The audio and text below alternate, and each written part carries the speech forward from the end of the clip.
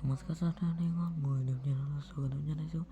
আজি আমি ক্লাছ 8ৰ অধ্যায় 13 শব্দৰ কুৱেশ্যন আনচাৰ MCQ কুৱেশ্যন আনচাৰবোৰ কৰিম। ভিডিঅ'টো ভাল লাগিলে এটা লাইক কৰিব আৰু চেনেলটো ছাবস্ক্ৰাইব কৰি দিব।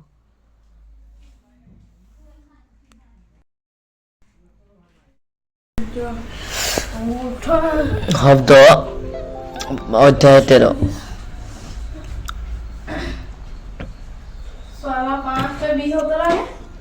1 নম্বৰ কোনে আমাৰ জীৱনৰ এক গুৰুত্ব ভূমিকা পালন কৰে? উত্তৰ, শব্দই আমাৰ জীৱনৰ এক গুৰুত্ব ভূমিকা পালন কৰে। 2 নম্বৰ, বস্তু ইফাল সিফাল বা অগা পিছা গতিকে ডেছ বোলে। উত্তৰ, কম্পন বোলে। 3 নম্বৰ, মানুহৰ ক্ষেত্ৰত কিহৰ দ্বাৰা শব্দ সৃষ্টি হয়? উত্তৰ, মানুহৰ ক্ষেত্ৰত স্বৰকক্ষ বা স্বৰযন্ত্ৰৰ দ্বাৰা শব্দ সৃষ্টি হয়। 4 নম্বৰ, স্বৰকক্ষ ক'ত অৱস্থিত?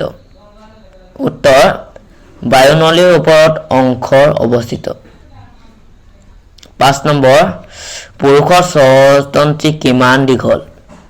উত্তৰ, পুৰুষৰ স্বৰতন্ত্ৰী প্ৰায় 20 মিলিমিটাৰ দীঘল।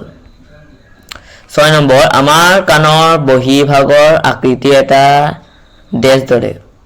উত্তৰ, চুপিৰ দৰে। 7 নম্বৰ, প্ৰতি ছেকেণ্ডত হোৱা দোলনৰ সংখ্যাক কি বুলি কোৱা হয়?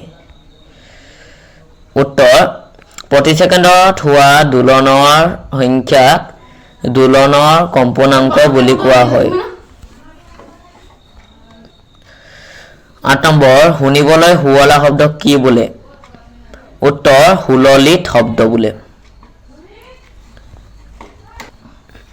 9 নম্বৰ, কম্পনাংক হাৰ্টজক কিহৰ প্ৰকাশ কৰা হয়? উত্তৰ, Hz। 10 নম্বৰ, কি বস্তুৱে শব্দৰ সৃষ্টি কৰে? উত্তৰ, টিং-টিঙনিৰ শব্দই।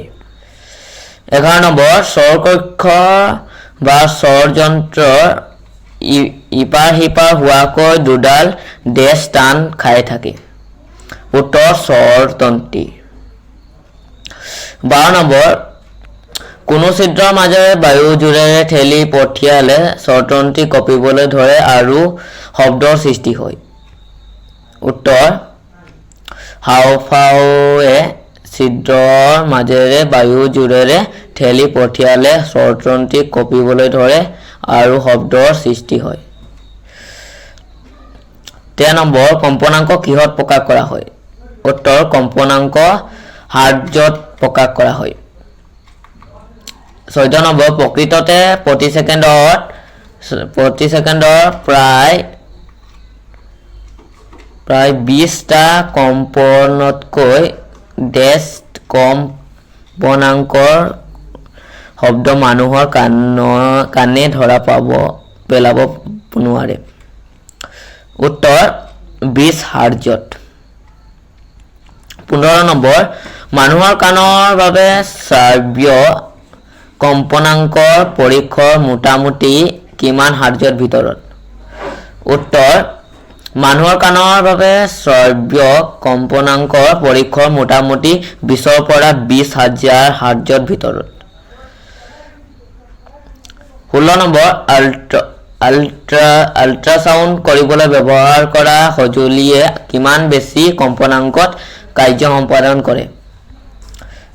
উত্তৰ, আল্ট্ৰাছাউণ্ড কৰিবলৈ ব্যৱহাৰ কৰা সঁজুলি 20,000 হাৰ্টজত বেছি কম্পনাংকত কাৰ্য সম্পাদন কৰে।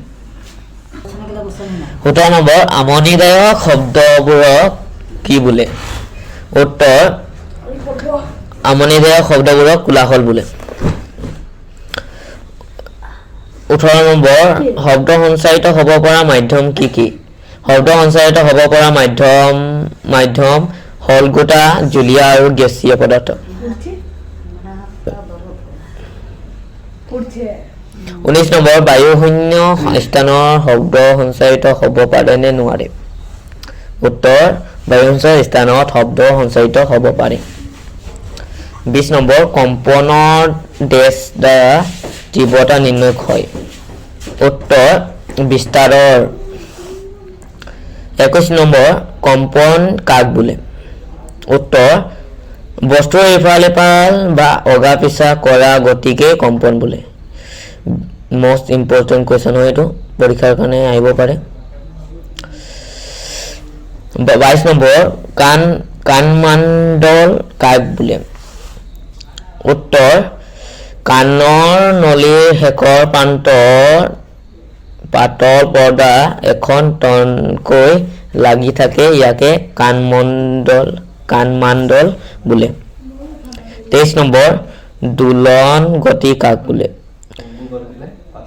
উত্তৰ অগা পিছা গতিকে কম্পন বোলে আৰু এই গতিকে দোলন গতি বোলা হয় 24 নম্বৰ স্বনান্তিক কাক বোলে উত্তৰ কম কম্পনাংকৰ শব্দ মানুহৰ কাণে ধৰা পেলাব নোৱাৰে এনে শব্দক শ্ৰৱণাতীত বুলিও কোৱা হয় 25 নম্বৰ কোলাহল কাক বোলে আমনিদায়ক শব্দবোৰক কোলাহল বোলে তোমালোকে ভিডিঅ'টো ভাল লাগিলে এটা লাইক কৰি দিব আৰু চেনেলটো ছাবস্ক্ৰাইব কৰি দিব